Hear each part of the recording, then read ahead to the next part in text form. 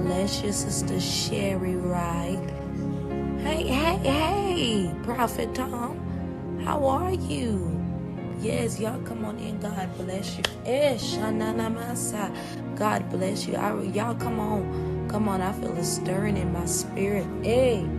Yeah, baby. Come on in. Come on in. Come on. Don't forget to share. Share this. Invite somebody. I really feel like the Lord is getting ready to speak to somebody on here today. Hey, okay, we got Ghana, okay, I see Arkansas, okay, come on, y'all, come on in,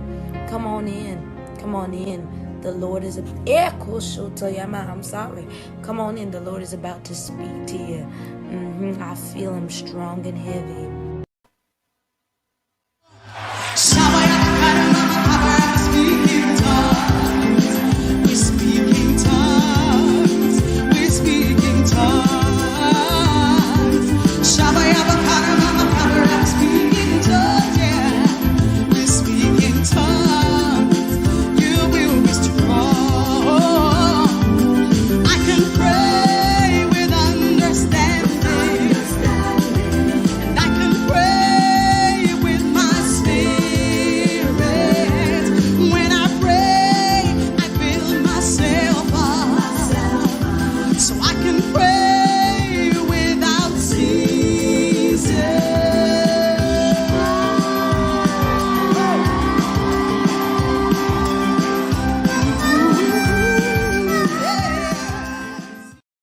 Good afternoon, everybody.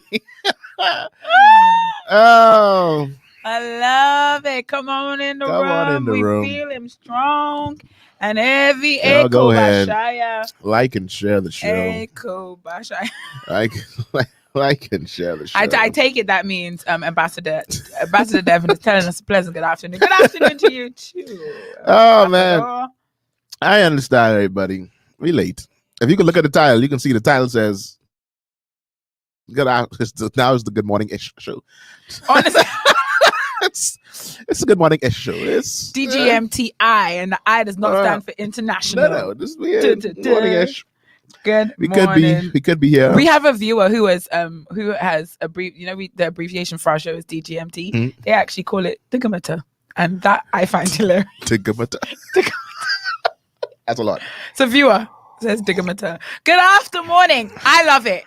It's a healthy medium. It's a balance. It's a compromise. Good after morning. I like it. Good after morning. All right. So it is. We can say good after it's morning. It's still AM. AM. After morning. That works for me. Yes. AM. That's a good AM show. Wow. It's fine. One thing about yours. I can work with it. You're going to make this work. I love the viewers of Digamata. There are none like you. Welcome everybody. Good afternoon to you. Welcome to that Good Morning to you live on Glory 93.9 FM, coming to you live from our nice, comfortable, and cozy studios, number 14 Warwick Street, where we are here every Saturday morning that the Lord would allow and our schedule would allow to give you good entertainment as you clean the house, as you do domestic engineering, as you drive around Nassau. Thank you for listening. Good morning, one. Good morning, all. Good after morning, big. Good after morning, small. Good after morning, short. Good after morning, tall. Good after morning, all of y'all. Welcome, everybody. I love it. Welcome to the show. And here, this is a show with two millennials by age bracket. Only. However, not in the way of thinking. That's what we claim. Acting. I'm sure there's some older person who's looking at them. Look at them. Look at those millennials. Look at them coming late. Can't have a radio show. Can't start on time. When I come when they ready. Oh. So I guess we are. wanna use the hair sponge having the little curls. Yeah. Draw the eyebrows, millennials. After the nails, nail polish. Got a Jezebel spirit. Yeah, that's dirty Jezebel spirit. But good morning, y'all like and share, man. Welcome. I am Delton. She is Vera, resident English connoisseur. I guess I don't know. Resident. I'm getting to that point, Sate, where I'm just gonna have to acknowledge and embrace the fact that my British accent has currency. Oh, I didn't like it. I thought maybe I should know that. No. I knew it. I didn't like it, and I was never ever going to use it to my advantage. But at this point in time, no. Listen, who am I to resist? There's some stuff I haven't planned in mind for business. You're definitely on the board. Listen to me. I'm on the board. You're definitely on the board, man. I want you to know you are on the board. I mean, the Lord equipped me with all things that pertain to life and godliness. All the things I need for the life that He's called me to live. And apparently, having an English accent in the Bahamas is one of them. I have a friend / colleague / friend who's called on me to host a show, Delton, and I was a bit like, but why though? Like, why? But why? I don't know you like that. Like, I don't believe she's a DGMT viewer. I don't like. Do you know what I mean? Just accent. She didn't say, "Oh no," because you do the radio show. I thought it would be advantageous. And then after speaking to her a while, I was like, "Hold on, sis. You trying to buy my British accent? Is this what this is?" That's exactly. You know what? Don't worry about it. It's all right. That's exactly what it is. There's no shame in our game. It is what it is. I just can't promise you I'll be consistently speaking in the listen British to me. accent. That's the problem. If you have a lighter hue with the accent, he's gone. if you were a lighter hue with the British accent, listen, you're gone. This show would have been worldwide. Wow. This show would have been worldwide. Guys, that's sad. Whatever you said on the show would have been gospel. We would have made some laws. We would have changed some things. You were, no, you were. And I'm not willing to do what it takes. If you were, definitely. But hey, we thank God for you and your place here. On this part of DGMT. Morning, everybody. Morning, Jody and Henry. Morning, Colin Johnson. Morning, Jonah. I see Ambassador was here. He's up early. I thought by now he would have gone to sleep because from 6:30 this morning, he accidentally called my phone. You thought he'd be on his afternoon nap. He intentionally called me at midnight. I'm gonna lie, I was up early too, and I think that's why I'm flagging. I told Delton before we came on the live that I have that end of DGMT feeling, but that's probably because it's 12:43. It is. Yeah. And that okay, it's time to wrap up feeling. So Ambassador intentionally called me at midnight. Accidentally called me at 6:30. But he had baptism this morning. So that's carry on. Yeah, he had baptism this morning. So that's okay. That's sense. I know he's sleepy. Yeah, that's definitely sleepy. So we welcome all of you. This morning, I was trying to play the video again for those who missed it last week. And I'm glad he couldn't find it. Guys. And that hurt me too. I really want to play it again. Just, I think there's some folks that didn't see it. No, and that's okay. I don't want to rob them the opportunity. Oh my gosh, guys. He's literally not like that song got stuck in my head. First of all, Delton went and found the original track. That's the first problem. There's the original song. And he sent the original song to me. Because he couldn't let it out. He couldn't leave his spirit. Of course, he put that in my spirit. You return. Jesus, I am yours. Exactly. It's so catchy, man. You got it. Too catchy. And I couldn't shake that for days. The moment I shook it, Delton sent me, he's like, just want to remind you. Put this in your remembrance. Put this in your remembrance. And he sent me the link again. Like, come on, bro. So for those who missed it, a pastor. We didn't actually come to any conclusions about that. It was all very, very vague. I don't think anybody unclear. Nobody was terribly outraged. But none of us know why we weren't terribly outraged. Nobody was like, I can't believe it's happening. Everybody's like, okay. I'm not totally against it, not totally for it either, but I'll take it as it is. And for those who don't, I'm just trying to find it right now. I ain't gonna lie you. As I'm talking. Oh my gosh, no, Delton, please. Anyway, let's get into our housekeeping matters. We begin with our birthdays. It is indeed October. I feel like is a heavy birthday month. I know we celebrated the birthday of one Jeffrey Darville this week on Wednesday. We celebrated Jeffrey Darville's birthday. Mm-hmm. And then on Tuesday, we celebrated the anniversary of Jeffrey Darville and his lovely wife, Deandra Darville. So we celebrate them this morning on DGMT. They are viewers, fans, friends of the show. Hope you all are having wonderful times celebrating. We also had the birthday of one Miss. I shouldn't really call her birthday for what she said this morning. Yeah. Miss Ronette Stubbs. No respect. Miss Ronette Stubbs, who's away there doing the work of the Lord in a foreign land. It was her birthday. She turned. Oh, Lord. She was living the best life. She turned 15 young. She didn't know where she live. So what happened was, on our way to the studio, I was speaking to her on the phone, and I said, "Okay, I'm gonna go because we have shows." She said, "Where are you singing this morning?" I was like, "Ma'am, how do you not know? No How respect. do you not know?" On Saturday mornings, Like y'all singing somewhere? DGMT. I was like, anyway, we're still gonna wish her a happy birthday, and this is my last shout out. Irregardless. Irregardless. It's a word.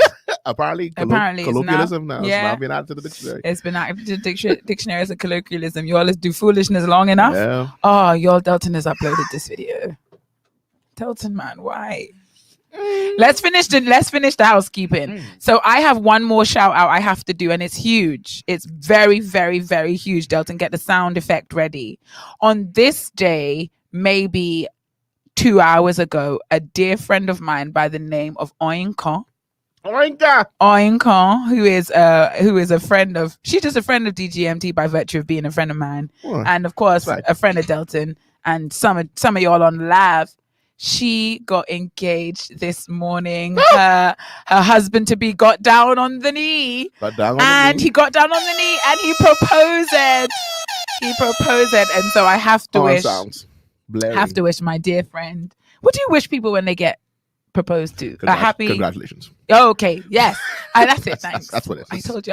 It's a strong congratulations. I wish. Not only do I wish her congratulations, I wish her strong congratulations. And all the best. And of my little uni gang, it's 2 down, 2 to go. My faith is high. Come on, somebody.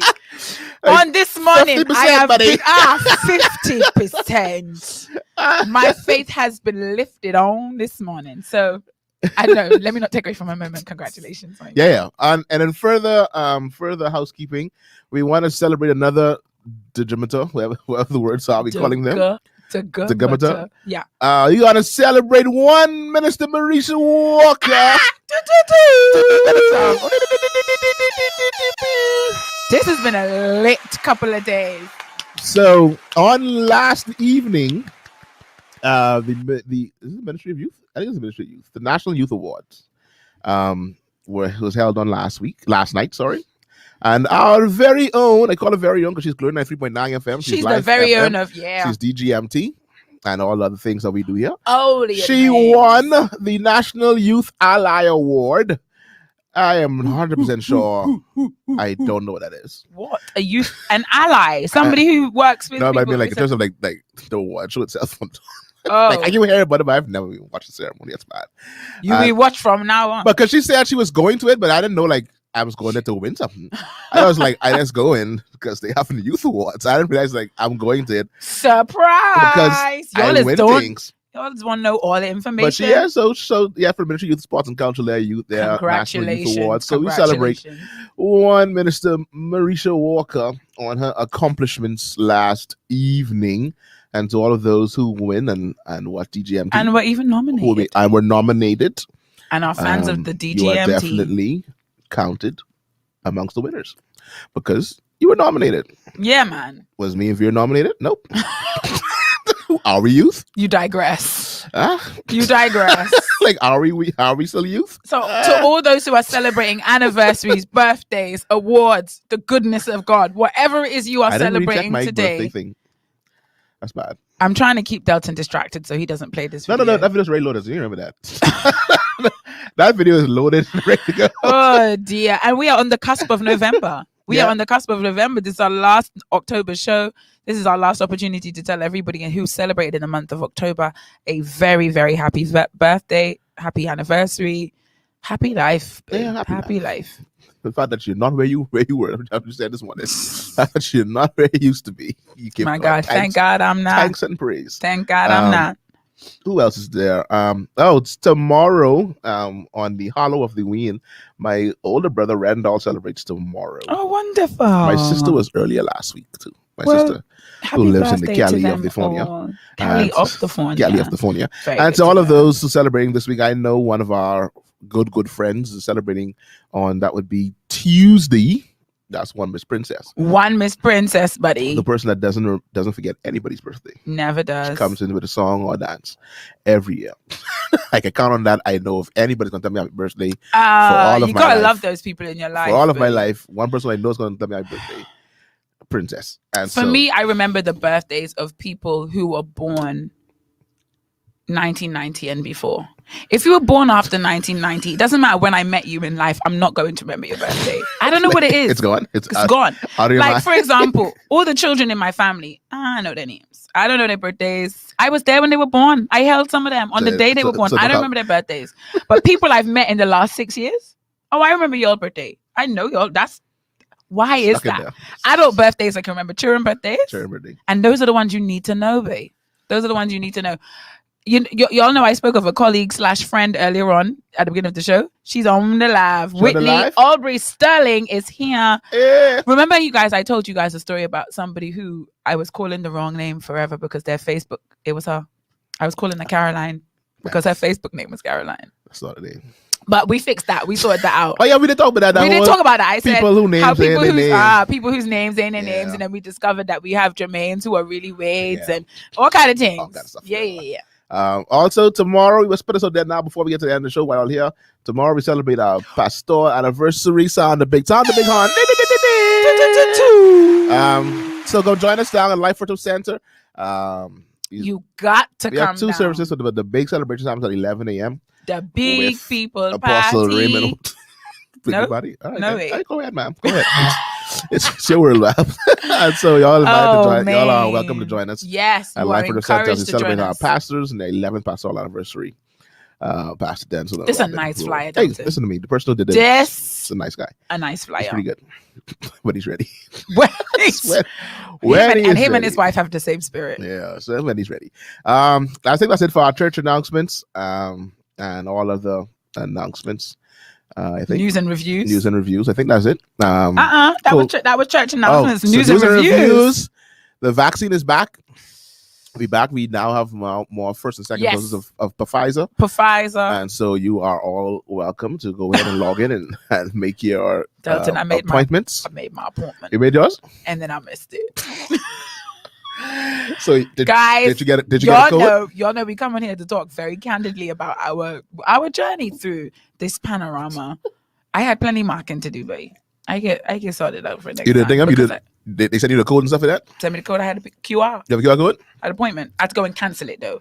I did the right thing. I didn't just not turn up. Oh, you cancel it? I canceled it. I did the right thing. Not for me in my house. As for me in my house, because I have to go, and I'm gonna say again, I'm mad. Right there. Delton just showed me his QR code. I'm just mad that QR code is there, buddy. I'm mad that they got me with the traveling. I'm mad that they got me with the awareness. I'm mad, but it is what it is. My stance is still the same as it was last time. Travel. I'm not getting vaccinated because I'm afraid of COVID-19. Because I want to help my family and friends. Because I want to protect my neighbors. Oh. I'm not getting vaccinated because Paho and all of them told me to, or because Joe Biden them tell me to. Actually, no, it's part of Joe Biden. It really is Joe Biden. Joe Biden was like, guy, Joe Biden. I know if you realize that you can't shop at stores in Nassau, but if you want to shop, you can come over here. You're gonna need that little thing. It's like, come on, Joe. Like, Joe, don't do me, Joe. Don't do me like this. Joe's like, I gotta do it, bro. It's like, all right then, Joe, you win. Anyway, so I guess that's news. What else is in the news? Honestly, I went there some more pastors. I know a lot of pastors were against the vaccine, but I mean, for pastors, your call is to do ministry. So now, what are you going to do? Oh, the Lord has not sent me to. Is that a red flag? Is that a red flag? Getting the vaccine, is that a red flag, ladies and gentlemen, for pastors? No. Because a lot of pastors were Jesus is my vaccine. Right. I don't need any. I'm not taking anything. I'm not taking the mark of the beast. Some call it mark of the beast. Not a lot. There's very, very few. At this point, it's like having a passport, though, isn't it? Yeah, it is. I'm not saying that's a good thing or a bad thing, but it's less about Jesus being your vaccine, more about, I want to go away. It's a requirement. Yeah. It's like getting a visa. You need a visa, you need a passport, you need money, you need a vaccine. That's just in the list of things. Yeah, so I'm very interested to see what pastor's going to do. Like I said, and then the person not going to talk about it either. But because it's none of your business. It's none of your business now. It's only your business, and it's only not. It's not your business until it's your business, or it's your business until it's not your business. I should say. Anyway, so let me get the stick now. Yeah, I gotta preach the gospel. Oh, unless you're gonna buy a blade. Let the Spirit lead you in all things. So yeah, so vaccines are still there. Curfews. What is curfew? It's still in effect up until November 13th. I think the orders finally come to an end.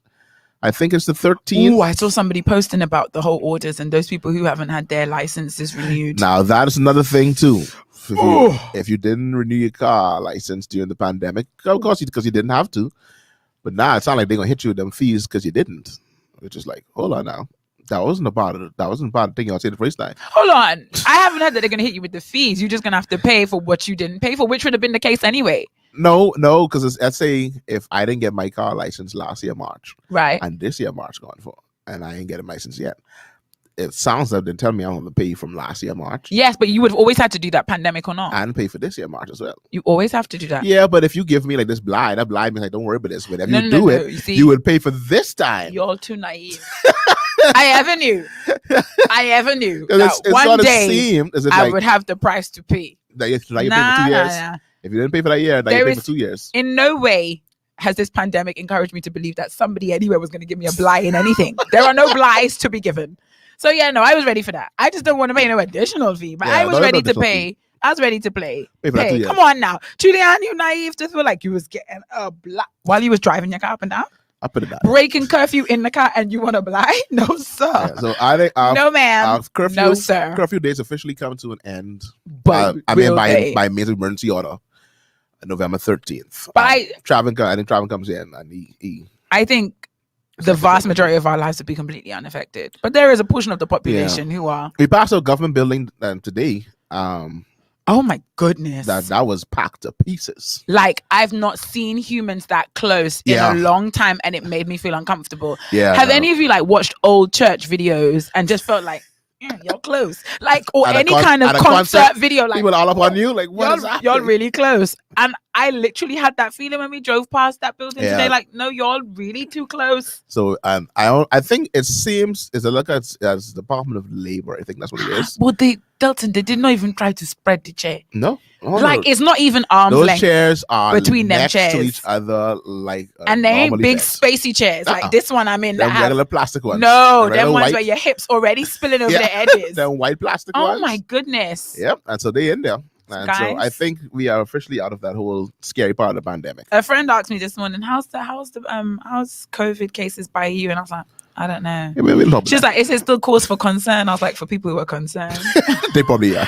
She said, are people worried? I was like, the healthcare professionals. If you're the kind of person who worries, healthcare professionals, I can't. Definitely still worried. Like, for my mental health, like I don't want to watch news. I can't. I just don't. I want to slide back to this news review because he threw a little pre-commercial in there. And he said he can sponsor the show today with 2 cups of afternoon tea. So I'll go back and get his comment. But this is past Devon. He said he's working on the unmasking. That's why he didn't go to sleep. The unmasking event happening tomorrow at 6 p.m. on the grounds of Chapel on the Hill. Not that anybody asked. Powerful. So tomorrow, let me throw this announcement in there. Announcements before I move on. The unmasking is happening. This is an event that happens every year on Halloween. Put on by Ambassador Devon. I've never heard the KDC. I think we said that one. You didn't go. You didn't invite me. No, I think like the praise team was there. I didn't think you didn't go. At Chapel on the Hill grounds. Yeah, you didn't come. So the unmasking is the counter. I don't say counter, but it's a Halloween event where we reclaiming. We reclaim that day. So while the demons and the witches and the warlocks out there doing what they do, we raising the sound, and they released the sound out there on Chapel on the Hill grounds, right there, 2 doors north, 2 doors west of Original Body. That's always a good landmark. Original Body. Love that about Bahamians. Directions. Food. Landmarks. And the person you're talking to, you go to trees, restaurants, places that used to be there that aren't there anymore. You remember where the old something was? Old no, Wendy's. I don't. Like for us, old Wendy's or the old Wendy's. The old Tingham or the old. There was the old BPL build. There's one thing that people get. I was like, no, I don't know where that is. Yeah, so fast is that's original body, not the one on Blue Road, the old original one, the original body. All right, right there. You go. Actually, I think the one on Blue. On anyway, the highway. The one on the highway, and they can be right there from 6 p.m. Lots of usually free food, usually free hot dogs and popcorn and hamburger and things, along with you get nice. Now, Ambassador Devin, if Delton is mis-selling, please interject me. now. If I'm mis-selling, he's selling this to me good. When you get there, you just apologize to them for me. Tell them, oh, sorry, Delton was wrong. But you there. Of course. But if you there, you might as well stay. Too late. If you there, you might as well stay. Yeah, so that's happening tomorrow evening at 6 I remember p.m. this time last year, we had a show about Halloween, actually. Yeah, and a celebration. Like, we celebrate? And we said this year we were going to bring Miss Princess on to give the slideshow. Yes, that she gave. We said it. You remember this now. But she gone away. Don't worry. That's not on us. In the 11th hour. She ain't She didn't care. So she didn't care. Celebrating, living the best life. So anyway, so that's our news and reviews. COVID's still around. We ignoring it though. We just going on with our lives. Those vaccinated, I don't know vaccinated. What's going on with your life? Carrying on smartly and safely. Smartly and safely. I'd like to interject here because there was a for those of you that have my number saved in your phones and actually watch people's WhatsApp stories. I posted a teacher chronicle this week, and I really feel like I need to share it with you guys. Ma'am, I need to share it with you because you always need them. I need to share it with you because last week I made a statement. About my beliefs concerning the returning back to school. Yeah, that I feel like a few of us, a goodly number of educators who've become too used to sitting in their pajamas to teach children. I was going to fire a shot just now and I realized it's best that I don't. Guys, teachers, when you're teaching the children online, wear an appropriate upper garment. Yes, you in your pajamas. Some people don't wear that. You lie. Not nothing, but it's not appropriate. For example, teachers, you should not be wearing spaghetti strap. What? Females, don't wear spaghetti strap. All males. Males. Don't wear. No, at the very least, a t-shirt or a polo. That's all I'm going to say. I can't say t-shirt. That's all I'm going to say. Unless a t-shirt's a blazer attached to it. You shouldn't wear a t-shirt either. Everything is free-o. # Vera. And he said the O is in his Nigerian accent. Wonderful. Ambassador Devin, thank you so much. He said everything. Oh no, he said I'm trying to capture the everything. Everything is free because it's like a combination. Yeah. But everything is free. According to Ambassador Devin, everything is free. So join them down there. Travis says he's hollering. No, but it pains me that I have to say it. Teachers, y'all, especially those of you who are advocating for staying at home to teach children because you don't want to go to school and catch germs from kids. I want you to know kids have been giving you germs since the beginning of time. So kids have been giving you germs since the beginning of time. Your immune system, honestly, should be like kung fu fighting, karate kid, black belt situation, teachers. But anyway, especially primary school teachers. If you are advocating to be home to teach the children, at least I beg you, dress yourself. Mm-hmm. Sure, get. I know your fan is not strong in your house. I know your AC is not coming to your office area, but please, at least a t-shirt. Anyway, I digress. Whitley says these are different germs. Whitley, I appreciate that. So last week I said, I strongly believe some teachers have been home too long and are really starting to lose sight of the importance or the need for students to get back into the classroom post-haste, to get back in contact with their teachers. That was what I said last week. And this week I had a case in point and I said, I must share it with you guys. Tuesday. On Tuesday, I set a test for students who were supposed to read over the midterm break. Because you all know last week, I was living it up and I was on break. Tuesday, they had a multiple choice quiz. Miss Wilson doesn't like multiple choice quizzes. I don't believe in multiple choice quizzes. But I said, you know what? Don't hit them too hard first day back. Number one. Number two, it's the little people. And anyone who watches the Teacher Chronicles knows the little people is giving me the most stress. The little boy who put on the helmet in the middle of the lesson, he was a little person. The little boy who told me he studied the mask? Yeah, the little people. So I said, you know what? To avoid questions, set a multiple choice quiz. Because really, how hard can it be? Yeah. So they're doing the test and I'm seeing the results come in. And I'm like, did they not read? Why are they doing so badly? One little guy decided that he wanted to come into the chat and directly message me to confess why he did so badly. He got 6 out of 12, 50%. Okay. So he came into chat and he told me, he opened his conversation with 6 out of 12. He put a score? Put his score in the chat. And the subject, 6 out of 12. 6 out of 12. Then he said, I missed, and I'm going to say, he said, I missed, clicked, not misclicked. I missed, clicked a few of the answers. Full stop. I sneezed a couple of times. Full stop. Also, when I clicked one answer, a few times it clicked another answer. So he's saying he clicked A, but then the computer registered B. So I pretended I didn't see it. Because as a teacher, you got to choose your battles. You got to pick which ones you want to fight. Afterwards, I gave a little speech about how it's important to study for tests. And he decided he wanted to unmute his mic and tell us all the story of his situation. So what he said was when he sneezed, because it was twice, he sneezed, he actually clicked the wrong answer. That's sketchy every day. And it went true. So he didn't even mean to click that. But because he sneezed, that's what happened. So he doesn't, you know, you're seeing that TikTok with the little children and they say, Anna, in real life. So after a while, I was like, young man, I'm going to need you to stop talking. Just stop. Just stop. Just stop. I give him the quiet fingers. Just hold it. He's like, no, but I don't want to hear anymore. That's it. That's it for me. Okay.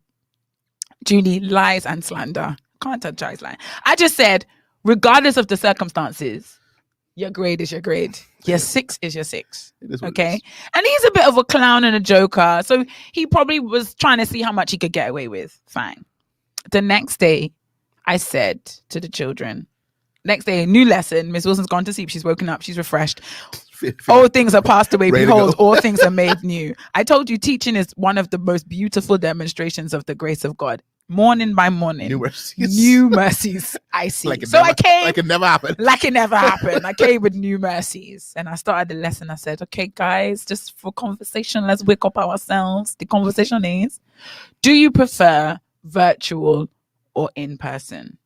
My friend put his hand up. Mr. I sneezed. He said he wanted to go first. He said, honestly, Miss Wilson, I prefer in person.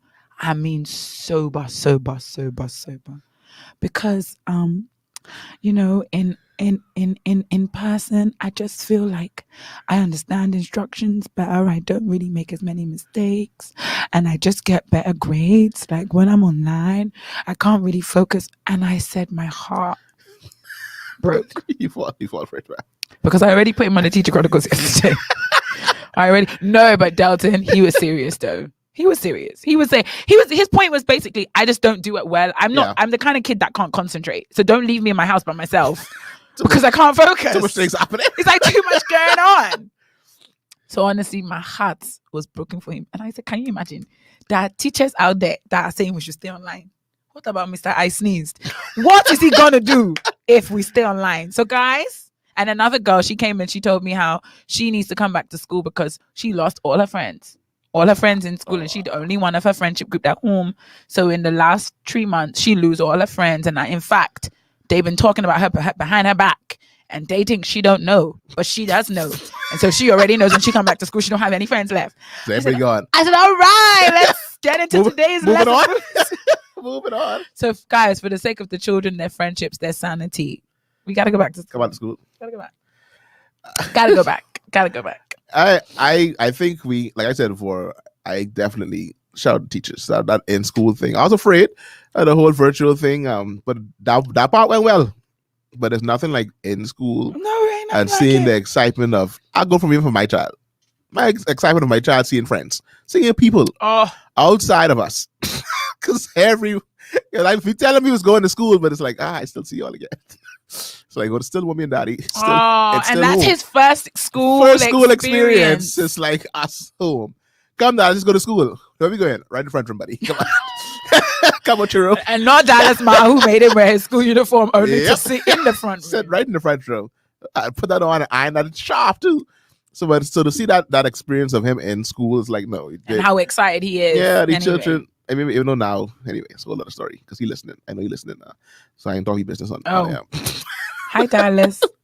But yeah, so the children need that experience. They need that whole like in person. I can talk to my teacher. Yeah, I can raise my hand. And my teacher actually and I can see my I can feel my teachers. Yeah. On Zoom, all they can feel is my frustration. That's all they can feel.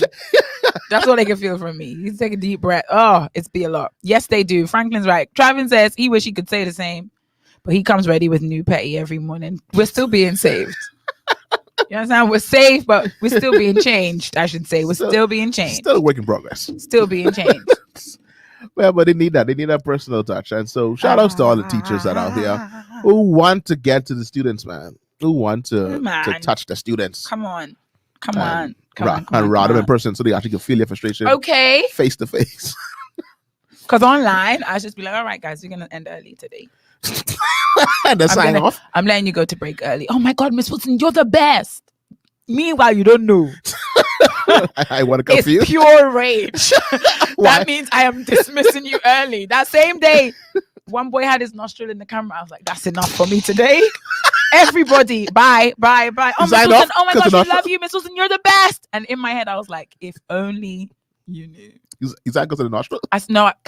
You know, that was the straw that broke the camel's back. That was the part where I was like, nah, I can't take this no more. Like, what are we doing in life that I'm looking up a child's nostrils? Like, when is that ever okay? No. Everyone, log off. Have a wonderful break time.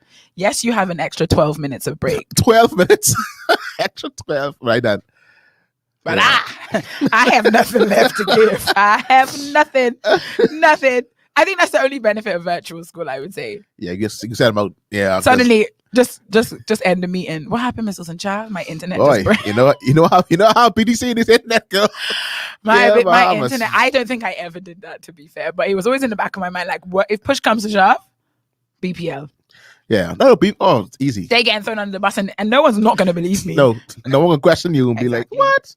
I mean, oh yeah, they always cut the light off. There you go. Anyway, so let me get to my video real quick.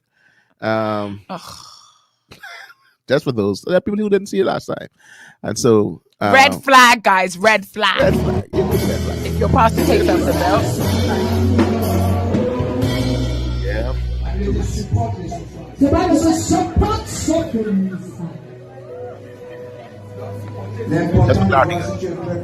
That's the refreshing memory. He's to test to know whether you're ready for the ministry. The person's being ordained to ministry.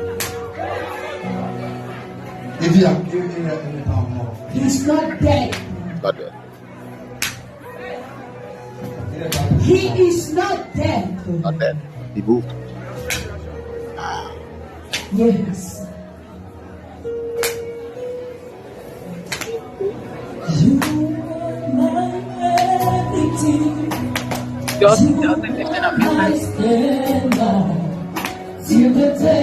can't say how they keep it still because they are dead.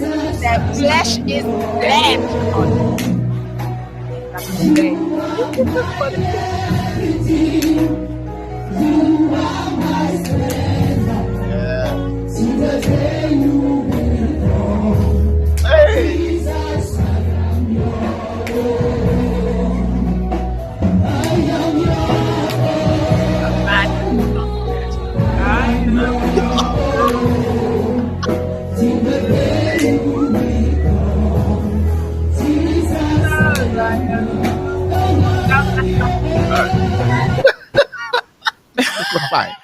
Fine. Julian say these land bell or sweet water. Julian, and that's why I feel like even watching this, not all belts are made equal because that first guy, I feel like his belt had a little more. Oh no, that's thick. That's a little thick one. That's why they were like when they was going to sit down, when they was planning where they can say, "I'm sitting at the end because I see Rev." Yeah, Rev belt over there. The one that doesn't usually wear belts. He said, "Yeah, it's belt cheek." Nah, so apparently y'all weren't here when we watched this last week because now everybody have something to say. Look, I tell him you had to do it. So this we played this last week. Oh my goodness, Delton! Stop entertaining Delton. Cut it. All right. So we played this last week. Till the day you returned. And Jody wasn't even there. Jody was away. She didn't see the show. Jody. So ministers, these were males and females, didn't discriminate. Lay it down, head to toe. Literally head. Truly didn't see it last week. Oh my god, you guys are causing Delton to bring this whole thing up again. I go on. I need a minute. Give me a minute. Now, if you can leave, I can play it again. Just say if you walk away, I'm gonna play it again. So what happened was, from our understanding, you had to be dead to the flesh. Right. So when I hit you with that belt, if you flinch, you jerk, you move, you're not dead. As you heard a woman said, when Rev hit him the first time, Rev says no. He's like, he's not dead. Second time, he's not dead. He's not dead. Third time, he didn't move. Rev gave the nod of approval. Rev's like, got it. And he went on. So once you didn't flinch, you were ready for ministry. And like I said last week, should Jesus bear the cross alone? And all the world. Oh my goodness. Now, what was surprising last week, and maybe it's because a lot of the people who are commenting now were not here, we didn't have any outrage. There was very little. There was very little like, this is absolutely wrong, outrageous. I cannot believe it. Now, Julianne was here last week, but she said she didn't see that the ladies were on the top, man. Oh yeah, ladies. Ma'am, the ladies got to lie flat because, of course, ladies bending over is not necessarily appropriate. Not so the ladies got to lie flat. Ladies lay flat. They laid prostrate. Men on the knees. This is what I said. I said, different people, different strokes for different folks. Yeah, definitely different strokes. They got different strokes. If, for example, and I said it like this. I said, if we understood that the context that they were in was one where people were being persecuted for the gospel. So, for example, places in the Middle East where if you are discovered to be a Christian, a practicing Christian, you could very easily be flogged in a town square. Would we say that this kind of initiation, preparation, is justifiable? Because I kind of feel like contextual factors determine whether this is acceptable or not. We said that it didn't look like they were like being flogged to bleeding. Like no, this was said no. One person was taking. Some people didn't even. They lick. I saw Rev hit. I was like, I really should have done that better. Yeah, like I should have. But you can go back. You can't go back. It's one licking. If they don't get. Like you can say at one point the main Rev like he slept a little bit. Like, And then this was on the back of our church hurt / abuse conversation. So those are the kind of things that were floating around in our discussion. Please feel free to drop in what you think. Can these say? Oh, go on. Imagine the bishop at the next minister service. Like, and then there's because I see my bishop is pump weights and lift and Jaconda too, like fool. I see my bishop is lift things. Oh yeah, no, strong guy. I don't know how I feel. Strong. Like should women? Yeah. Anyway, he's straight though. You know, like his. I didn't argue too much because I know Delton is like foolishness, and Delton played that 7 times just so we can listen to the song. Until the day you shall come, return. Come out, return. Sorry. Till the day you should come, or the day you turn. Because Delton has learned the lyrics. Oh yeah, that's up to it. The guy say absolutely not. Y'all in she's the gospel. Y'all in the ministry. You see, Jody says suffering with Christ, and this is what the people were saying last week. And I was quite shocked. If you want rain, how could you not suffer? Frank was with me. Right, Frank? You're not dead. You're not dead to the flesh, then, Frank. That's all you're saying. You're showing not that you're right for ministry. Franklin, if you lived in a country where you would get flogged for being a Christian, like the law determines that Christianity is an outlawed religion or an outlawed practice, and you would get flogged for being Christian, would you accept being hit in your initiation ceremony, in your ministerial, what the name of it? Commencement service. In your commencement service. That's a direct question to Franklin Donaldson. I want to hear what you have to say. I didn't see it last week. Candice say big punch up in the church. Big punch out. Now, mind you, Candice, they knew it was coming. Yeah, they know it's coming. So I don't think that this wasn't something that he just be like, all right, surprise, guys, lay out. I don't think it was a surprise. I think this obviously is a culture. How some of them had their face in their hands. Yeah. They were like, this is a culture and a custom. I brace myself. I practice home. Now, what was brought up last week was very, very, very, very interesting to me. It's like, what if you like you invited your girlfriend or your boyfriend to your installation. Gotta get right. And it was like, this is what they see. Like, you didn't warn them. There's no caution. Like, but people went two ways. Some people said if they flinch, they ain't dead. Yeah. If they don't flinch, you should be concerned. It's like disclaimer. Like, they didn't give you a disclaimer. Like, it's a what? It's a red flag. Come to my service. If they get licked and they don't flinch, it's a red flag, sis. It was like, come to my service. I'm being installed as a minister. You want to come and support your friend? You go out there. All of a sudden, your friend lay down or kneel down in front and start getting whipped with a belt. Like, how would you feel about this? That's a good question, actually. Like, how would you feel about this? And then if they flinch, I mean, they're flesh and dead. So you know you're in trouble in that relationship. That's what I said last week. Because they ain't flinch and you know they still in sin. So they ain't ready yet for the gospel. Anyway, guys, that was just our review. We just gone back. Yeah. We just reversed back for those of you who were missing last week. So that was seen as a red flag. That's what I was seen as a red flag. That was a red flag. Anyway, on to today's topic. However, today. I could watch that again if you all please. It's right there. I left it in the docket just in case anybody says they didn't see the whole thing. It's no problem. One click. Delton just play the song, babe. If Till the day. I know you went to find the original track. Play the song. We can play that as our closing song. That's gonna be our closing song. Ambassador Delton's come. Not Delton. Devon's come with a paragraph. Having watched this video today, I want to give an apostolic recommendation to your weightlifting to revoke both of your licenses and give you all 2 weeks to practice 30 squats a day before he reevaluates y'all for minister's license. It's time to go higher. And Ambassador Delton, I dare say, deeper. Higher, deeper, higher. Answer your call. You're too like foolishness. What? I believe. Are you being serious now? Because you started that like you had something quite serious to say. No, you have nothing serious to say. Y'all, we need to move on. But I bet you ain't that strong with this forward motion though. So you're right. Yeah. Wow. Yeah, no, he's strong, but it does like throwing rocks over that. He ain't good at that. So you don't have that good whip action. Wow. We digress. Definitely. We digress.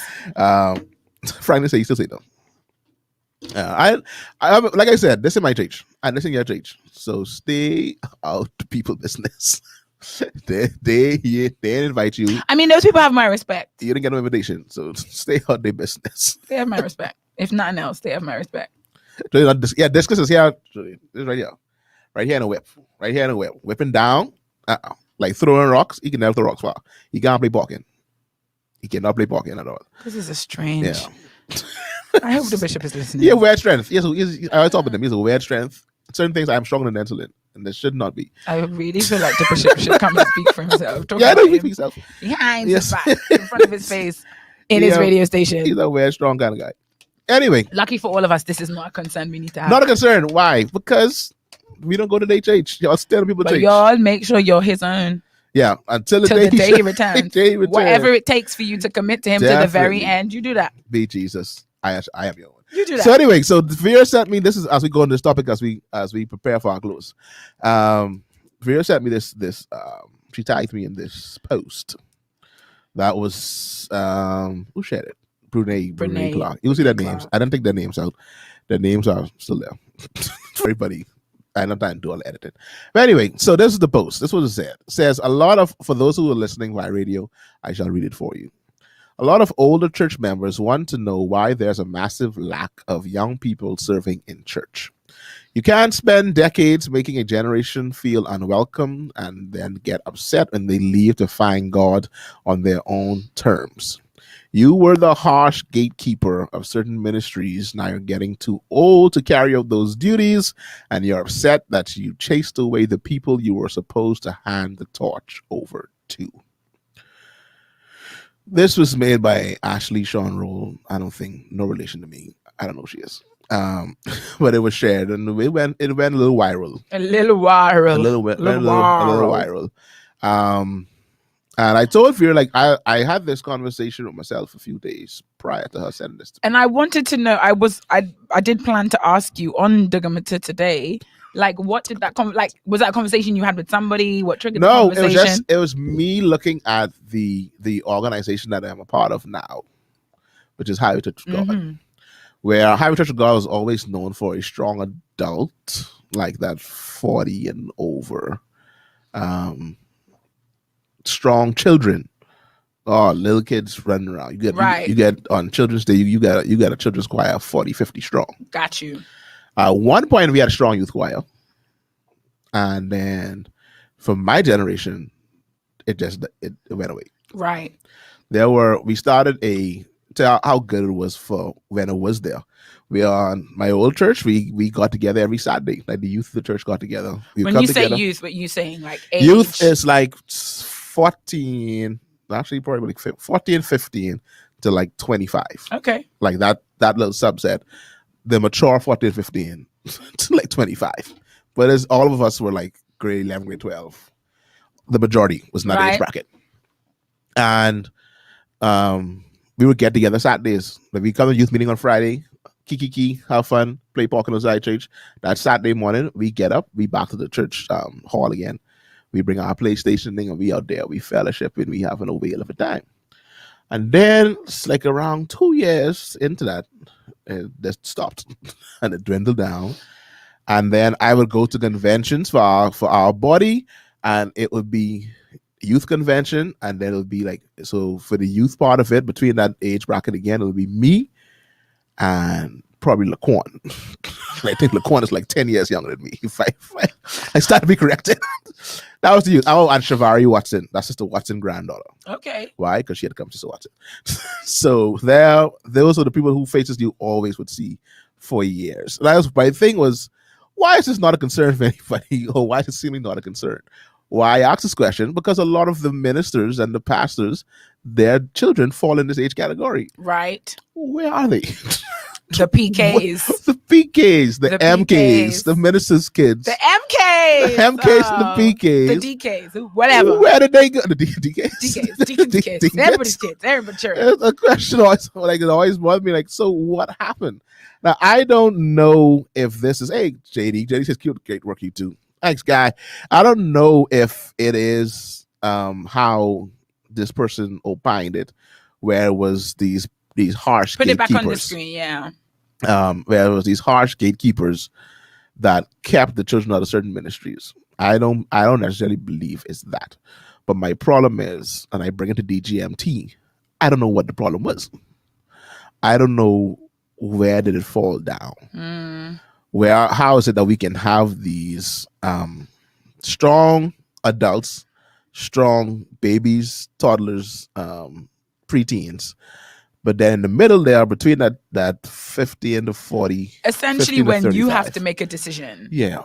When you get to that age where I guess I didn't have that privilege, but apparently in certain parents' house, when you get a certain age, you can tell them you ain't getting changed no more.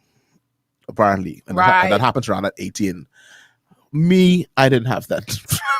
Me, like, I don't know what that life is like. That nobody ever needed to tell me I didn't have that choice. Yeah. Like, no. Like it wasn't even like my mom said you don't have a choice. My mouth could not fix to ask my mother. You know what I mean? It's like, what? You told your parents I couldn't even conceive the idea. But I mean, it is a conundrum because I think logically, if you think, okay, strong children, strong preteens ministry, that kind of middle youth, when they could progress out of the youth ministry after grade 12, when apparently you get to adult age, is it that they're gone and they're going to come back when they're old and 40? So the cycle will continue again and they'll bring their children. So you'll have a strong children's ministry, strong adults ministry, and the gap in the middle. Or is this a signifier of things worse to come? So that eventually means that these people, as they translate into adulthood, will no longer be in the church. So the church won't even have the 40-year-olds, the 50-year-olds, Julianne the 60-year-olds. says, I think that's what we found ourselves. Julianne says they went to their friends' fun churches. But then, Julianne, we want fun in our 50s and 60s? That's what I'm saying. Will they just go back? Like when they get older and more boring, they're going to go back. When they don't want the fun anymore. Or like, is it more than just going somewhere that is fun? Because there's a certain point and stage in your life when you do want things that are slightly more razzmatazz, the lights and the smoke. And we know that there are ministries that have massive millennial and Gen Z followings that utilize these things. Oh, yeah. I don't know. The ministries that have risen to renown and fame with large millennial and Gen Z congregations have all of that. Let's not pretend that that's not attractive to millennials and Gen Z. Yeah. Right. And that's separate service too. A lot of them have like a little separate service for them. Right. Where they have their own church to give them their names. Right. Their own identity. And they run wild. Right. I think one of the challenges is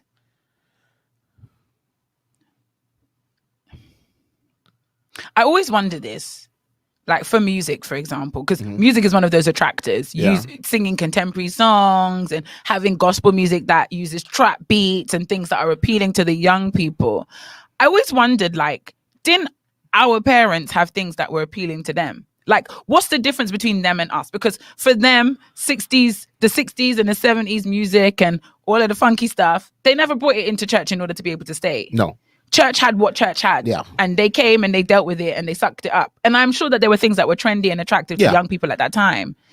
Why is that not the same now? Like, why can't, like, I always wonder about that. Because I get why they say to us, no, stop bringing all that worldly music in the church. Because they left it. They had theirs and they left it. And I can see why they don't understand why we can't just leave ours and come and do church things. Now the question, we could go back to say, like, who decided what is church things? Yeah. That's a whole nother thing. Of course. But I do like wonder, what about us means that we're making the church our own. We're making what church is fit us. We're using what appeals to us and what attracts us, which I don't think there's anything wrong with that. Especially for people like me who can spend and grew up spending every blessed day of my life in church. It better be comfortable for me. Yeah. You understand what I mean? Like it should encompass all the things that I need: spiritual growth, friendships and fellowship, entertainment, bants, a key. Yeah. Like I'm happy for church to have all of those things. I don't necessarily think there's anything wrong with it.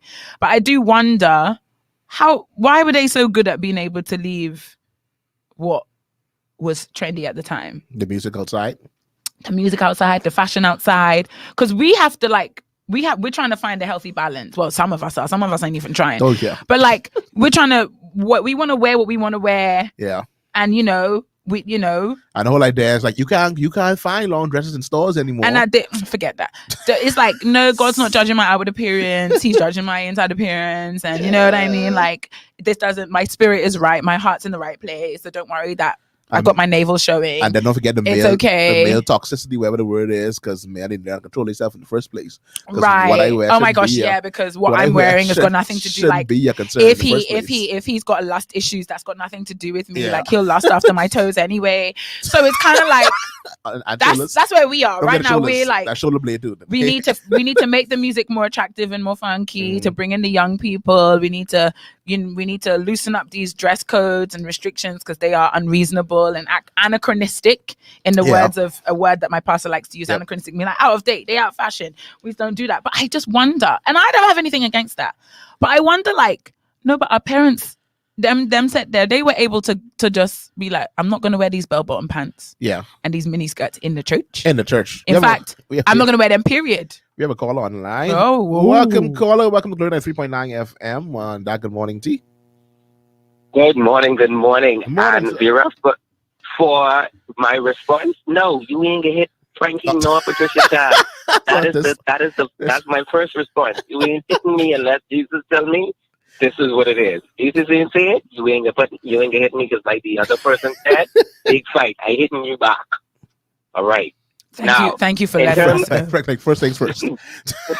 Yeah. First things first. Now, in terms of what the comment that the person wrote, in terms of the older generation, the gatekeepers chasing away the younger generation, to a certain extent, that is so. All right, because of I don't want to say that they would have been too strict, and they were moving the beam out of everybody else's eye and not moving the beam out of their own eye, or they're dealing with everybody else's children, but not dealing with their own children. And you would have seen the pastor's kids do the things that they are telling you not to do. And so as you got older, you decided, you know what, listen, if you can't control your own house, you can't control me. And you may say, well, okay, but you were supposed to be saved. Yeah, but I'm still saved, but I'm supposed to be under your leadership, under your tutelage, and you aren't controlling your house. So how then can you control me when your daughter in the club on the top of her head the same way I in the club on top of my head? Oh, yikes. You understand? And so when the gatekeepers, when you look at it, and then you have a whole heap of other things that come into play also. When you have the babes in Christ, I think it was Bishop Denzel Roll who said, listen, the lions and the bears are out there. The lions and the bears are not just out in the world. The lions and the bears are inside the church. And so sometimes the babes in Christ, who they would have been, the lions and the bear would have been supposed to be the gatekeepers of, and trying to bring them up in the fear and admonition of the Lord so that we can transition from one spot to the other. They killing the flock also. They putting church hurt on the flock. They putting their hands on the folks' children and causing them to run away from the church and say, listen, no, they just a bunch of hypocrites. And so there's a whole heap of things or circumstances that happen that cause young people to leave. They just get up and leave, because if you're going to lie on my name or say things about me that are completely untrue, and I am the child, and growing up in the Bahamas, coming out or saying something as a child, they always go with the adult first. They don't, you don't listen to the child. They would listen to what the adult has to say, because you're a child. You speak as a child, speak when spoken to, and answer to when you're called. And you have children that adults would have done things using the guise of certain things, and when the child speaks up, the child is ridiculed. The child is the one who is blamed for doing or for what would have taken place. And so the children be like, you know what? I don't need to be here. I don't have to do this. See you all. And that is why, and that statement that the lady made is completely powerful. And like Vera would have said a few seconds ago, you have the glitz and the glam. Because I can remember in the church that I'm attending, we had a youth ministry, powerful youth ministry, powerful. Something happened, youth ministry was basically get squashed. And that person's attending their children and all the rest of the stuff like that. And it's again the enemy coming in and causing things to happen. And now persons have to reevaluate and try to figure out, what, do I come back? Do I go through this again? Do I have the stamina and the strength to go through these people destroying my character and my heart? Some people say no. So do they go to another? Do you think those persons, they go to another church, or do they just leave church on the whole? Some of them leave church on the whole, and then you realize that the gatekeep, the things that would have happened. You have some persons, when they get pushed out of the church, they weren't pregnant while they was coming to church. They were in church and they weren't pregnant and they wasn't getting in trouble. The minute the enemy steps in and they get out of the church, you know that some of the young girls pregnant, they dig up and everything else like that. And the same thing with the young men. All of a sudden you see them getting into problems, getting into this, but you was in the church. Yeah, but I don't go to that church no more. But that was the church that was keeping you. But the enemy crept in, and now the persons who were supposed to have been the gatekeepers, they didn't realize the enemy crept in unawares. And so you got a lot of things. It ain't just that the gatekeepers were so strict. Yeah. Right? It is that they were so strict and worrying about the letter of the law that they didn't realize that the enemy crept in and caused some things to happen, and now the flock is scattered. Got you. Okay? Thank you so much. And I should not be talking while I'm driving. See you later. Confession is good for the soul. Thank you so much, sir. Thank you so much, caller. Interesting summation at the end where he said they were harsh in keeping the letter of the law, but didn't realize that the enemy crept in and scattered the flock. Interesting. Very good. Let's go to some of these comments. Donicia is letting us know that she was late. She's late online, but she was listening on the radio, and we appreciate you for it. Via the video. Julie says, I think they left to go to places and were not properly fed. They just stopped going to church. And we're not properly fed, so they just stopped going to church because there was no substance to hold. I don't know. So, Julie, are we saying, are you arguing that I don't know, the fun places, they don't have as much substance as the old church. Because I would argue, actually, I think if people can leave and their lives immediately fall apart, what substance were they being given? Mm-hmm. Do you know what I mean? Like, what they were being given wasn't enough to sustain them. Like, they could only live. And I believe we have accountability, and the fellowship of the brethren is necessary for us to continue in this walk. But I do feel like some of it have to penetrate. Yeah. Some of it have to go deep. So if, for example, you leave point A, what you learn there? Anything you can't use anything you learn there. I mean, you still have milk. None of that is useful for your life. Mr. Roberts is in the house by way of his wife's Facebook page. Strangely enough, we don't get people business. I ain't getting Don't get people I was literally gonna say, I don't get people business. This is Mr. Roberts. I believe that the revelation of the scriptures has changed, or have changed in its reaching in regards to the new and older generation. Mr. Roberts, can you expand and clarify what it is you're meaning by that? What it is you mean by that? Are you saying that we're just more enlightened? Young people, them? Yeah, I mean, I hear that a lot, that the old persons, they had these staunch traditions that you could take a scripture and justify it, but the scripture that you're using doesn't necessarily 100% support the fact of what you tell me not to do. Which is, I mean, some of them, yeah, definitely they are stretches. Not stretches, but a little out there. But then the idea and the principle of what they were trying to protect us from and protect young people from still remains the same. And I think a lot of times we neglect that whole idea of the principle and kill that whole, we ain't practicing that because that don't make no sense. I think, but then the argument to that would be, how much principle were we taught? Well, that's true. That's nothing. We don't want to taught the principle. We just taught the practice that you don't go to the beach with opposite sex. What's the principle? And I would say this, even like as a PK myself, and I mean like a proper PK, not like, it's like a PK, but it's an associate PK. I mean like a real PK. You pastor did everybody like youth pastor kids? Yeah. No, y'all part of our family do, but some of us it's a little different. Stronger. It's a little stronger. As a real PK. One thing I have realized, a lot of the things that we were told in practice not to do and really weren't given too much theory for, and it's like, as soon as you did them, you realize, I get what they were talking about. Oh, yeah. They really should have told me this part. Yeah. You understand? Yeah. And it's like, for all I agree with the harsh, the gatekeepers were harsh, but I think part of being a gatekeeper means there's a certain standard you have to uphold. Now, I think what Franklin is saying is really important, that you can't get lost in the letter of the law, that you forget the spirit of the law, which is love, which is to win, not this ain't Bible, but it's a good summary of Bible. Win the lost at any cost. At any cost, because they need to be won. Because at the end of the day, if the soul is lost, your harsh gatekeeping benefited nobody except for hell. So who are you really working for? You understand what I'm saying? Yeah. But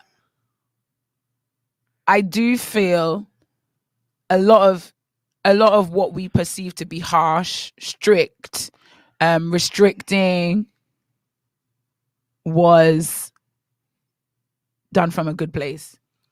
Had good intentions, and came from lessons that they had learned, but they just didn't want to share with us. I'll give you an example. Very recently, I had the privilege of sitting in a meeting with older saints, been saved many, many years, and I was shocked. And I was shocked by how much of what I think and feel they completely empathized with. And when they referred to their own experiences, explained why they could empathize with me. I was like, no, but we need more of these conversations. Because I know if I was to see those older saints in the context of a youth meeting where they were standing up preaching, that sentiment wouldn't have been expressed in the same way. No. And I think that was the bridge. That was the bridge that between the generations, that actually empathy and understanding. I've said this, when we were talking about, what topic was that? I think it was when we were talking about Kirk Franklin. I think we were talking about Franklin. I was like, if we lose if we lose our ability to empathize and our ability to remember what it was to be in sin, what it was to be ignorant, what it was not to know the saving grace of Jesus Christ, then we become useful to the people that we're trying to save. So useless to the people that we're trying to save. So yeah, those are my sentiments. Let's get some of these comments. Dwayne says he doesn't think the younger generation is more enlightened necessarily. They are more inquisitive and require justification more. So the past generations of compliance and less questioning.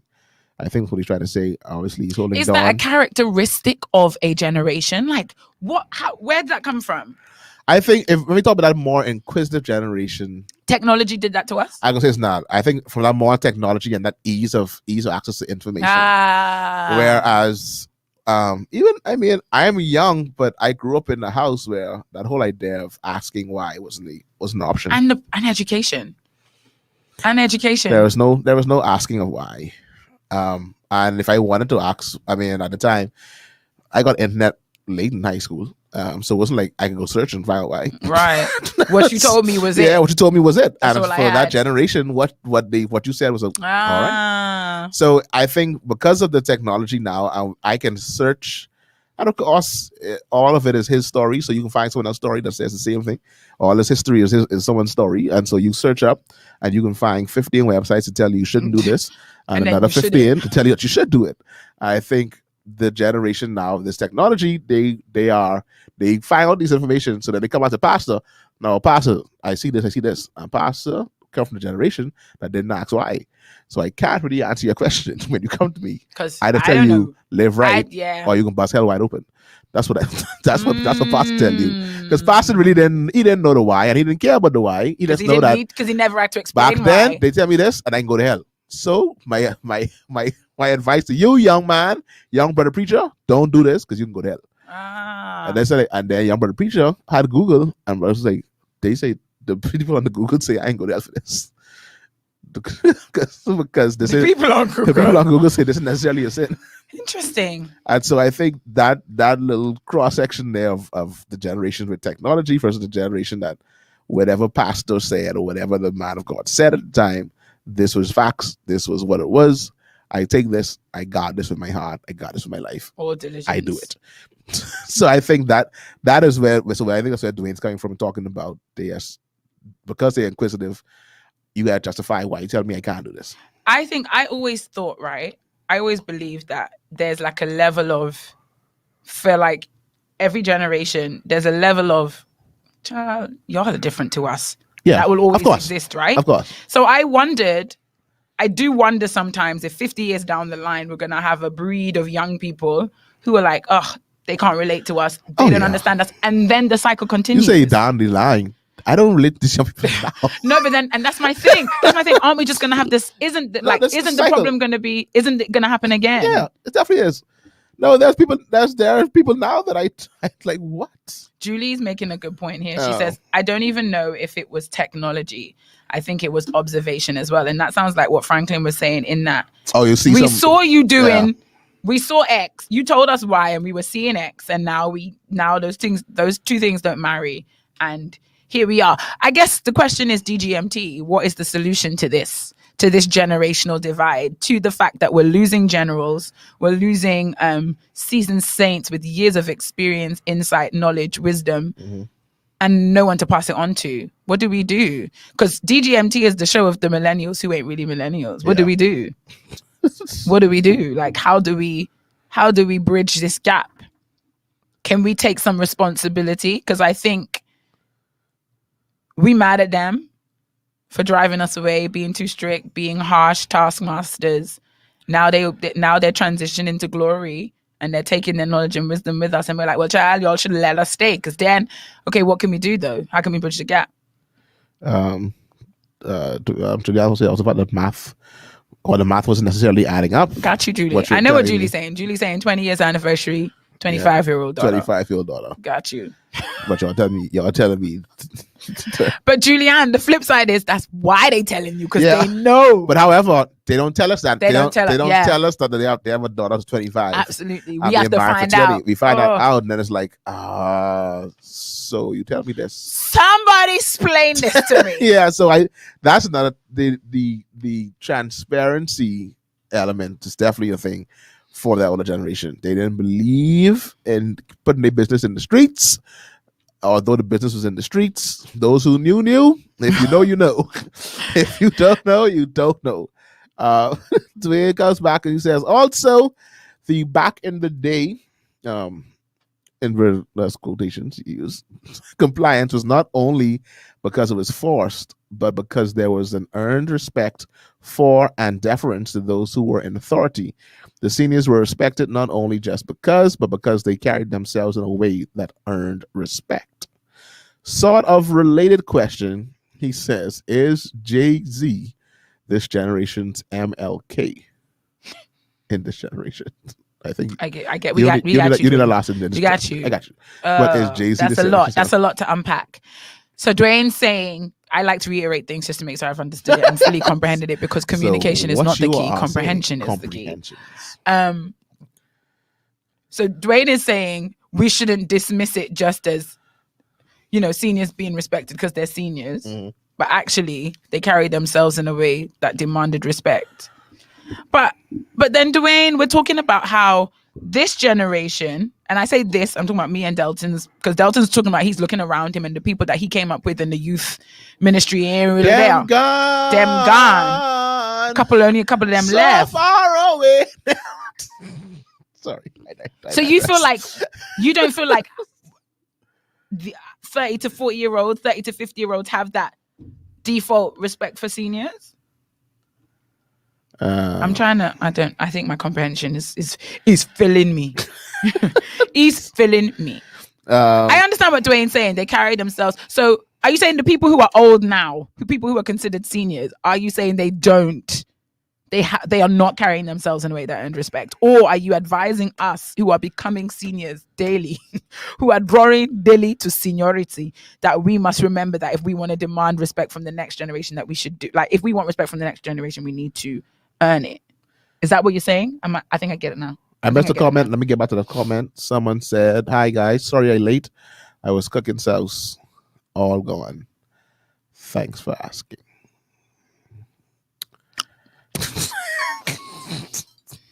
That was the comment by a dental rule. I don't think this is the first time commenting for the day. No, I don't think this is his first time commenting on the show. Oh, on the show? No. It's a name I recognize. It's name I definitely recognize. I feel like I've seen it before. And good after morning to you. Yeah, good AM. Good AM to you, sir. Julian, I think the old generation were guilty of trying to fit you into a box based on what they were exposed to, as opposed to using individual gifts and talents. So if we do that for the next generation, then we're good to go. That's one of the remedies to this generational gap. I know. And that's frustrating for the creative nature. But yeah, anything in a box is frustrating for the creative nature. So at the end of the day, folks, hold on, I wait for our conclusion. Jody said perhaps discipleship. Yeah, discipleship is one part of it. This is the controversial part of me. I'm still here. Yeah. Do you know what I mean?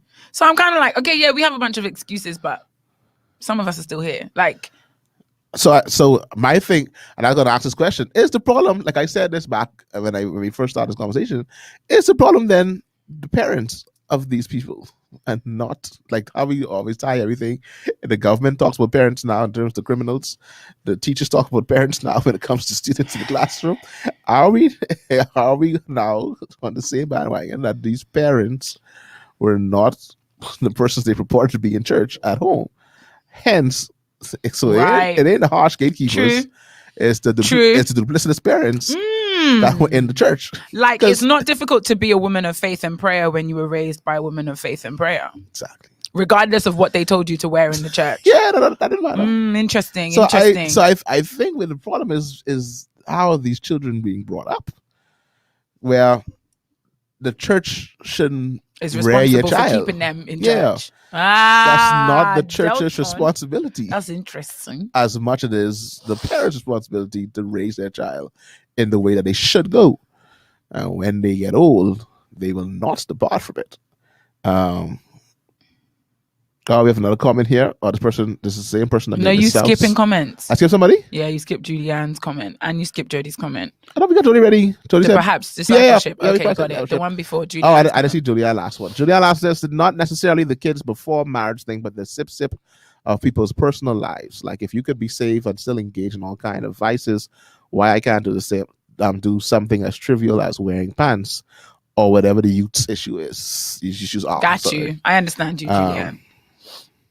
And I think that's not even a generational issue. That's just an issue of your witness. No one's going to take your advice, your instruction, if you're not being the example or the role model. I think that's a timeless issue. Nancy says, I think what is vitally critical at this juncture in the body of Christ is cross-generational matching. That sounds interesting. We need to create more opportunities for this present generation to sit with the older generation, not just for conversation, but for cooperation, critical in its cross. What I mean? I don't know. But I understand the point entirely. Critical in its and cross. that goes back to my example. Like, as I explained, the opportunity I had to sit down with some, and let me say this, churched my whole life. And I realized, especially when I moved to the Bahamas, there's a certain level of independence. Because as I said, PK grew up in a Christian house. For me, church or no church, I was going to be saved. Like my mom was going to make sure I was saved. Don't worry about church. Yeah. But I came here and I had to unlearn certain attitudes to Christian leaders. My training, and not by being taught actually, just by observation, was always to stay very, very far away from the older seasoned leading saints. That was my attitude. Don't approach them with your questions. Don't engage them in conversations about your life. And I think actually that's part of the problem. Now the difference is maybe I came from a home where I could ask the questions, or I had a space where I could have those conversations. But if, for example, the church, I came straight from the streets into the church, didn't come from a Christian home, and couldn't and experience that level of, I don't even know if it was reverence. I think it was a combination of reverence, a combination of fear, a combination of feeling like I wouldn't be understood. But I had to unlearn that. Like I found it very difficult to be close or have a kiki with my pastor or my leaders. That was something that was uncomfortable for me for a long time. I mean, it still is to an extent now. It still is. And I think you got to keep a little bit of that. Because for me, keep a little bit of that. For me, it's my pastor and brother. I have that conundrum. No. And then I have my pastor, my brother friends. So like Pastor Monka, who like we used to Kiki, same one. I struggle with what to call him when I see him. Because like Pastor, but now he's friends. Like, can I call you? I understand. Can I call you Kiki? Ricky? No, I can't completely understand. We've been to school together. Talk about it. So, what do I call you? That's difficult. So I go with Pastor Schoolie. So that's what I go with for Pastor Monk. I go with Pastor sufficiently familiar, but actually acknowledges that level of. But I think what that openness does, there was a level of my own at the old church that we went to, Church God Temple. There's Mother Watson. All of us know Mother Watson. There's from Life Retro Center. We know Mother Watson. Mother Watson, there was another level of respect earned to Mother Watson from persons in my generation, because she started to come to the young people's meeting, to our youth meetings. As old as she is, it's like 10 years prior to when we know her now, but still, it's just as old as she was. She started to come to youth meetings, and she would share stuff. Because of her opening up, she had the ability now to talk to young persons on a different level. So you need that balance of where I know that you have been through a struggle, so I can talk to you freely. At the same time, I know not being friends. It's a balance. You got to find that balance. It's a balance. I think my mother had it. Sister Watson, some people are scared about Sister Watson because you never had a conversation with her. So you see her, you feel it unfair. But that is me. That person's me. But there are older persons that find a balance, because you've realized that no, like you human. For the older generation, you see them as not human. They're super spiritual. And so I think maybe our generation's doing better at that because we're all about being transparent to the point where nothing about our lives is private. Everything is about balance anyway. Everything's about balance. But I think this idea of cross-generational matching and empathy and conversations, transparency. I said I think stem cell. Honestly, and he said cross-generational matching. I was like, what kind of experiment? What kind of science? Science project is this? CGM. That's sound wrong. No, but I get the concept. Like, yeah. So in terms of what the solutions are, I see where we're going now. There's meaning we need to create projects for them to partner on so that this wisdom can be shared, similar to a committee that Vera just sat on. And I used that as a reference point earlier on in the show when you were making the South that is all gone. That's all finished. Bishop Denzaro. But absolutely I agree. And I think, I'm not gonna say any more on that. You see, he pressed enter too fast. I think that critical in his cross. I hear doors opening. My double doors open just for me. My greatest impartation from the fathers didn't come from the pulpit. It actually came during travel and meetings. Unfortunately, the level of candor. We was joined by a youth award winner. A National Youth Award winner, the Youth Ally. She is in the room for 2021. She's in the room. I wish I could turn the camera on you very quickly because the people want to see you. We told them that you were a friend of the show, but they didn't believe us. Boom, there she is. Boom, hello. Live and in person. We have an award winner. We have an award winner in the room. Wow, she want to have meeting with Delton. Look at the last.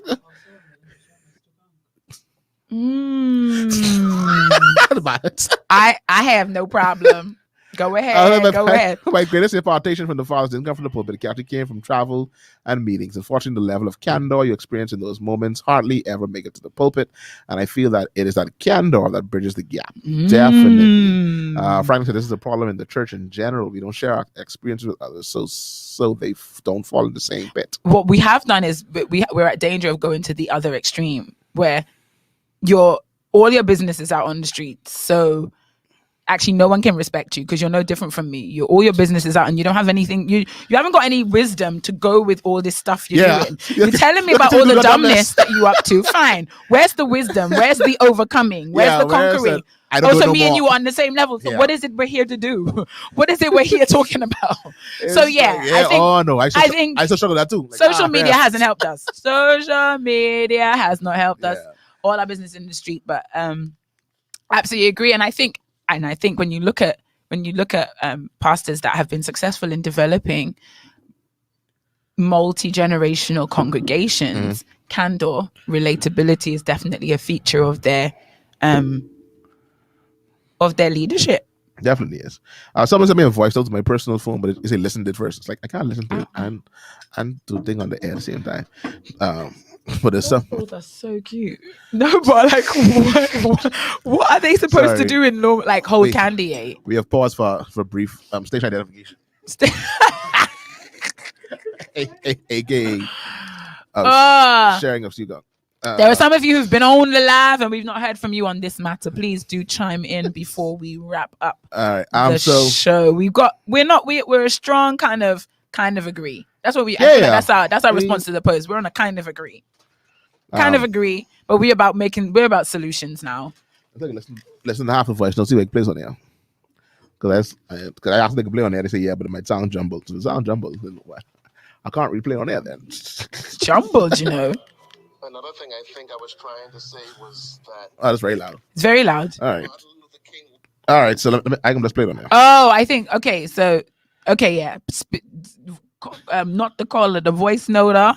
The voice noter. We didn't actually address their comment about is Jay-Z the MLK of this generation. So let me just play. I just feel like who we talking about? The world. They could do what they like. Like them sat over there.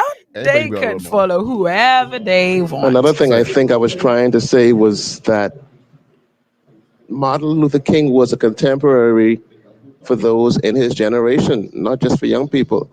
And as the generations have succeeded one another, I don't think we have peers that we esteem highly at all who we would follow in their lead, sadly, because everyone basically wants. Oh, now we have a caller. Now someone's calling. So we didn't finish. To be a part of fads and whatever's in and whatever is popular, and standards are being neglected. So I know it's convoluted, but basically, I think a part of what made MLK so popular was that he was a light in those of his generation, not just necessarily for those beneath him, because he was still relatively a young man. So we need to, in each generation, look at ourselves and see who are we going to be as leaders, instead of just being a part of part of generation, but being leaders in our own right, and be what MLK and those others were, and not just look for those ahead of us, because he did not necessarily have a standard or a marker, but he had to create it. So I'll chew on that while y'all chew on that as well. Thanks. All right. So that's the first voice from one of our callers, and Pastor Denzel asked if they were talking about a post, and I put it back on the screen so you can see the post that sparked the conversation. That a lot of older church members want to know why there's a massive lack of young people serving in church. You can't spend decades. I think we should say young people serving in their churches. I mean, I read what people want them to see. You can't spend decades making a generation feel unwelcome, and then get upset when they leave to find God on their own terms. And that question right there, I know that mean that post right there. When you leave to find God on your own terms. I wanted to leave that alone. Anyway, you were harsh. You were the harsh gatekeeper of certain ministries. Now you're getting too old to carry out those duties, and you're upset that you chased away the people you were supposed to hand the torch over to. So that was supposed that sort of sparked the conversation. We didn't really jump fully into that, and it sort of went another. It could have gone another way. I mean, took it that way, so it gone another way. We took it another way. So that was the impetus of this conversation. But I think what sometimes closers said was very that cross DNA, what is cross generational matching that needs to happen. Cross DNA is what really is going to set this whole thing apart. I mean, not setting about bring it from being apart and bring those generations together. As you can see, my co-host is fully indulging in a. Oh, y'all know I don't stop eating for y'all. A bowl of stew conch. Sorry, it is amazing. That was brought us from the National Youth Award winner for 2021, 2022. One Minister Marisha Walker. Since the pastor cooks sauce and didn't bring any sauce, we have stew conch. No. Felt like he should announce that it's all gone. Yeah, he announced that it's all gone too. Well, yeah, I think the cross generational interactions or matching is an excellent idea. How do we do that? And this is for everyone to think about because we're wrapping up show now. How do we do that when we now have young people churches and old people churches? We have a bunch of young people churches with the lights and the flashing and the smoke and the Jesus, we shout your name. We have a lot of that. And then we have a bunch of older churches that have the tambourine choir. I watched a video with the tambourine choir. It wasn't real, but like it was a bunch of people playing tambourine at one time. I was inspired. I'm going to learn how to play tambourine on YouTube. But I digress. Father says the award winner's jamming. Did she get a check too? Did it come with a check? Oh, that's none of your business, Rev. It could be a check. Could be a fruit basket. The world would never know. All we know is she got a plaque. She got a plaque. That part we know. It was in the pictures, damn. So I think that's the end of our show today. We have accomplished a whole lot, and we always do. Leave some food for thought. But until the day he returns, just know that Jesus, you got to be his own. Until the day he shall come, Jesus, I am your own. I'm going to play the video before I leave here. It's going to happen. Play the song, Delton. Just play the song. I got to find it now. And so, until next week, we will try our best to be better with timing. I want you all to know me and Delton have not given up on 11:30. No. We haven't. You should not. You shouldn't give up. Hang on. Think what had happened, we had the same thing last week. Me and Vera driving together. Yeah. No, my car just needed some TLC. That's all. Yeah. I could be back and smoking hot next week. Well, I don't say the young folks tell the young folks stop leaving the church to find God. Man didn't institute the church. God did. The problem is they can't find God in the church, Pastor. Oh, yeah, well. And the reason we know they didn't find God in the church is because as soon as they step out, even for 2 days, they pregnant the next day. That's what Franklin said. Franklin said they get big up as soon as they leave. So they didn't get God in the church. Oh. I don't think so. I think that's another thing. Didn't give them God, you gave them rules. Ah. Well then, the award winner, she said, we assume that you don't not having God. We assume that sinning when you leave the church means you didn't have God. And some of us right there in the church with God sinning. So there you go. Whaps. Don't allow the enemy to poison your mind regarding the critical entity that God left in the earth. Oh, yeah. Miss, how you know me? Because you called the station. So go find that church ordained for them. There is one. And they all end up in the young people church, Pastor Denzel. In the young people church? Yeah. With the young pastor with the tight jeans. Tight jeans and tight shirt. Because that's the one. The one ordained for me is the one where I feel comfortable. I don't feel challenged. I don't feel like they're challenging me in things I don't want to deal with. Yeah. Like no one's asking me about the way I dress. I didn't want those questions. Oh, my sin life. My life of sin. No one addresses my life of sin. So I good here. So I don't mind staying in the church. Lights, church for about 48 to 50 minutes. My church quota is met for the week. My pastor says at least 5 things I could tweet. Yeah, I outed it. Everyone knows I've been to church. Yeah, I took a picture and all by the little cutout that they have for church.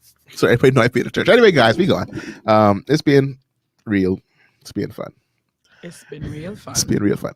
I'll see y'all next week. Jody, I'd say next week. We been something about next week. What happened next week? Come on, man, Jody. Again? Jesus, man. Anyway, so I'll see y'all next week. Yeah. Okay. Anyway, so next week, stay tuned for that good AMT. That DGMT. If you have any hot topics, anything, any posts you've seen, any things we want to talk about, we talk church business. We're church people, we talk church business. Anything that's going down that you want us to hash out, that you want DGMTers to chime in on, please send it to Delton's Facebook or my Facebook or our WhatsApps. If you have our numbers, we love to hear from you, from all of you who've been on the live on today. Thank you so much for coming. I actually tried to edit that out, but I didn't have time. So I was like, whatever, let it go. Someone a picture I can show you afterwards. Oh yeah, I noticed. Yeah, and I was like, I tried to block it up, but I was like, I mean, the post was the post. The post was the post. The post was the post. Like, hey, that don't mean she don't love God. Well, here we go again. Because she posted a picture in the swimsuit, that don't mean she don't love God. Yeah, man. Y'all just y'all judgy. That's why young people leave church right now, because y'all too judgy. Anywho, until next week, y'all be safe. Have a God-filled week, and don't forget, join us. Don't forget or remember. Join us at Life for Center tomorrow morning. We have 2 services, 8 o'clock and 11 o'clock. And I invite everyone to come down to 11 a.m. service where we're celebrating our very own pastor, the one who's commencing on the show, Pastor Denzel Roll and his wife, Minister Robin A. Roll. Speaking tomorrow at 11 a.m. service is Apostle Raymond Wells from Living Waters Kingdom Ministry. It's going to be a marvelous time in the Lord, a hand-clapping, foot-stomping, Jesus praising. And if we are blessed, we're blessed always, but if we extra blessed, that click track might just come out. Might have a little track, a little shout, a little shouty shout. Might have a little shout. Y'all come down, come join us. Keep it locked. Well, it will be all right. Anyway, it's all right. So y'all be safe. Have a God-filled weekend and a glory-filled weekend and a life-filled weekend. Until next week, I am Delton. I'm Vera. And I want y'all to be blessed. Delton, I'm going to take you off. I am yours. I won't take you away from my question. I won't take you away from my life. Actually, watch the bar. Jesus, Jesus. Yes, I am yours. I'll tell Delton bye. If everyone logs off, he'll start. Bye, everybody. Oh, God.